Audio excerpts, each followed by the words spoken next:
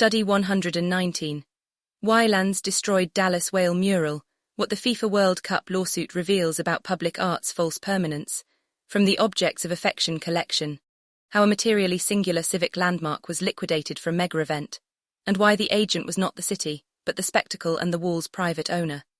In May 2026, crews painted over Wyland's ocean life, the roughly 17,000 square foot Dallas whale mural known as Whaling Wall 82, to clear wall space for FIFA World Cup 2026 promotion.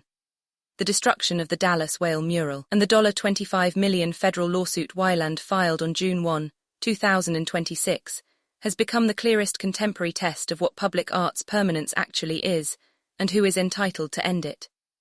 This study reads the Dallas mural removed for the FIFA World Cup not as an act of municipal vandalism, but as a precise instance of speculative velocity, the conversion of a decades-old, materially singular landmark into a transient promotional surface. It argues that the episode exposes the hollowed object at the center of mega-event urbanism, the false assumption of narrative permanence in public space, and the unresolved question at the heart of the Visual Artists' Rights Act, whether a work of recognized stature can be lawfully erased by the private owner of the wall it lives on. The wall that stood for 27 years. Before it became a news story, ocean life was simply part of how downtown Dallas looked. Wyland, the marine conservationist who paints under a single name, hand-painted the mural in 1999 across two walls of an 8-story building at 505 N. Ackard Street, the former Texas Utilities building. At roughly 17,000 square feet, it depicted life-sized whales, dolphins, and other marine life and belonged to his Whaling Wall series, a body of more than 100 large-scale public murals created over decades to call attention to ocean conservation.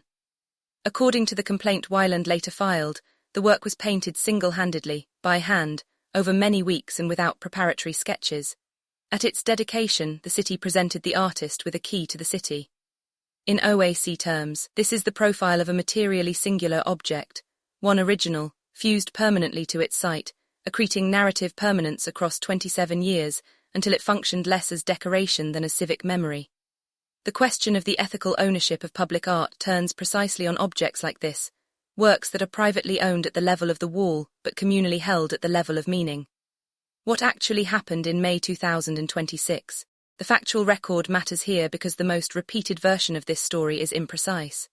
The widely circulated framing, that the city of Dallas erased the mural, is not what the filed litigation alleges. In May 2026, work crews began painting over ocean life. By mid-month, the larger of the two walls had been covered in blue, and by May 18, most of the artwork was gone. One side reportedly remains. The stated purpose was a promotional installation tied to Dallas's status as a 2026 World Cup host city, which is set to stage 9 matches. Two documents must be kept apart. Wyland's initial cease and desist letter named several parties, including the building's owner, the Dallas Convention and Visitors Bureau, the City of Dallas, and a FIFA entity. The federal lawsuit he actually filed on June 1, 2026 in the U.S. District Court for the Northern District of Texas names a narrower and more telling set of defendants. The FIFA entities, FIFA, FIFA Americas, and FWC 2026 US, the building's owner 3PZ Property Company, and Slate Asset Management. Notably, the North Texas Organizing Committee that coordinated the replacement is not a named defendant. This is a story about a global event apparatus and private property capital, not about a municipality acting alone. The parties also disagree about notice. Slate has said it was approached in March 2026 by Downtown Dallas Inc., and the organizing committee, who indicated the artist had already been informed. Wyland flatly disputes this. Told that the city claimed he had been asked for permission, he called it a lie with a capital L. The organizing committee, for its part, said a new work would celebrate the tournament and that a portion of the mural would be preserved as a tribute. That promise of partial preservation, as Section Roman 8 argues, is itself the tell. The legal spine, vara and recognized stature. The case turns on the Visual Artists' Rights Act of 1990, the federal statute that brought the United States into partial compliance with the Berne Convention by granting artists limited moral rights, chiefly the rights of attribution and integrity. The right of integrity allows an artist to prevent the intentional destruction of a work of recognized stature, and it can be waived only by a written instrument that the artist actually signs. VARA also contains specific provisions for art incorporated into buildings, governing what an owner must do.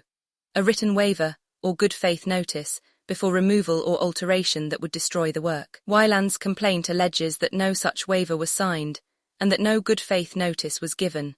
There is precedent for taking this seriously. In the 2018 5 Points case, a federal judge ordered a New York property owner to pay graffiti artists $6.75 million for whitewashing works of recognized stature, the clearest signal yet that VARA recognized stature threshold has real financial teeth. Whether a single hand-painted mural from a globally distributed conservation series clears that bar is now the live question. OAC has no standing to adjudicate it, and neither does this study. What the framework can say is that the legal threshold and the PLCFA concept of material singularity ask the same question. When does an object stop being property and start being a covenant? Recognized stature is the law's term for the moment an object stops being a surface someone owns and becomes a covenant owed to the public. Speculative velocity as civic method. The mega event is the purest engine of speculative velocity yet identified. A World Cup and Olympics, a globally televised tournament arrives with a fixed countdown and a promise of concentrated, time-limited attention. Everything in its path is repriced against that countdown. A wall that quietly accrued meaning for 27 years is, under this logic, suddenly worth more as a few weeks of broadcast-adjacent branding than as a permanent civic asset. This is the same accelerant OAC has tracked through the exhaustion of the gallery model and the speculative archive of streetwear, here turned on the built environment itself. This is why the impact of mega-events on local culture is not incidental but structural. The event does not merely use the city, it temporarily converts the city's slow-accumulated cultural capital into fast, expendable promotional yield. When cities erase public art for an event, the destruction is rarely malicious. It is arithmetic, the arithmetic of velocity, which discounts everything that cannot be monetized inside the window. The hollowed object and the aura transaction. What replaces a work like Ocean Life is, in the framework's terms, a hollowed object, a surface that carries the visual signature of significance. Art, mural, celebration, while having had its accumulated meaning drained out. The replacement promotional work begins life pre-hollowed. It cannot accrue narrative permanence because it is designed to expire when the tournament does. What happened on that wall is also an aura transaction of a particularly stark kind. OAC has examined the forced absorption of one work's aura into another's brand before. This is its violent limit case. The communal aura and semantic burden of a beloved conservation landmark were not transferred or licensed. They were painted over, and the residual goodwill, the affection the public held for the whales, was implicitly expected to transfer to the event that erased them. That is aura extraction without consent. Who is the necrophage? Relocating the agent OAC's prior work on institutional necrophagy described how institutions consume the meaning of the objects they are supposed to steward. It is tempting, and the easy headline, to cast the city of Dallas as the necrophage here. The factual record forbids it, and the correction sharpens the theory rather than weakening it. The agents the lawsuit actually names are a global event federation and a private asset manager that owns the building. The necrophage, in other words, is not the public custodian failing at its duty. It is the nexus of mega-event spectacle and real estate capital, operating through and around a city rather than as it. This matters because it precisely locates the danger. The threat to public art today is less the rogue municipality than the logic of the event. Debord's spectacle given a construction schedule, arriving in partnership with whoever happens to hold title to the wall. The city government art destruction controversy is real, but the city is closer to a permissive bystander than to the prime mover. The threat to public art is no longer the rogue municipality. It is the mega-event arriving in partnership with whoever holds title to the wall. The custodian's contract against the mega-event. The custodian's contract is OAC's name for the obligation that attaches to anyone who holds a materially singular object. Not ownership as license to destroy, but stewardship as a duty to preserve and to honor the burden of preservation. VARA is, in effect, a thin statutory version of that contract. It converts what OAC argues is a moral obligation into a narrow legal one, enforceable only for works of recognized stature, and only against intentional destruction. What stewardship would have required here is not exotic. It is exactly what VARA already specifies and what Wyland alleges did not happen.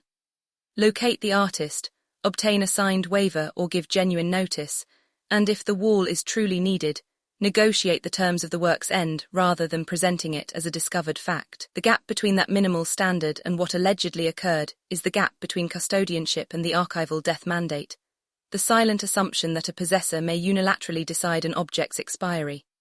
Material singularity and the lie of partial preservation return to the organizing committee's promise that a portion of the mural would be preserved as a tribute. Within the framework, this is not a mitigation. It is a category error that proves the point. A materially singular object cannot be partially preserved because its meaning is not divisible into salvageable square footage. A surviving fragment of a hand-painted whale is not a smaller version of ocean life. It is a relic of its destruction. The promise to keep a peace is the spectacle's attempt to retain the aura while discarding the object, to keep the affection and delete the thing the affection was for. This is the deepest stake in the Wyland ocean life mural's fate in Dallas, and in public art removal driven by urban development everywhere. Permanence in public space was always a promise, never a property of the material. The wall could always be painted. What changed is that the promise was broken on a broadcast schedule by parties who treated a civic covenant as available inventory. OAC has argued elsewhere that naming and renaming civic monuments is a form of aura theft. Erasing a mural for an event is its blunt physical equivalent. Coda the litigation will resolve a narrow legal question, whether ocean life was a work of recognized stature, and whether its destruction violated VARA. The cultural question it raises is larger and will outlive the verdict. We have built an economy of mega-events that runs on speculative velocity, and we have not built the custodial infrastructure to protect slow, singular, communal objects from it. Wyland's whales were a test of whether public art's permanence is real. The honest answer the framework returns is that permanence was never in the paint. It was always in the contract, and the contract is the thing we keep failing to honor when the countdown starts. If a city can be a stage, then everything painted on it is scenery. The work of stewardship is refusing that sentence. Authored by Christopher Banks, anthropologist of luxury, critical theorist and founder Objects of Affection Collection, Office of Critical Theory and Curatorial Strategy, 469 Fashion Avenue, 12th floor, New York, NY 10,000, and 18 related OAC studies. This study sits within an ongoing OAC inquiry into how speculative acceleration consumes materially singular objects, and what custodial stewardship must do to resist it. The clusters below trace the argument across the archive. On speculative velocity and the consuming event institutional necrophagy, how speculative velocity destroys object permanence, the cost of the broken model. Pace gallery layoffs and the exhaustion of speculative velocity, the hype capital of the court. Supreme, Jordan Brand, and the speculative velocity of the streetwear archive on custodianship, stewardship, and the archival death mandate, the custodian's contract. From institutional critique to systemic stewardship, biopolitics of the artifact. Functional endurance and the archival death mandate on aura, absorption, and the hollowed object, the aura transaction. On Louis Vuitton's supernature and the ethics of what gets absorbed, the hollowed prancing horse. What the Ferrari loose actually confirms on public art, civic memory, and aura theft, the name that couldn't stick. Renaming the Kennedy Center and the architecture of aura theft. The suited void. Banksy's Waterloo Place statue and the architecture of legible blindness, Doris Salcedo. Memory, emotional labor, and political witness in post-luxury conceptual art.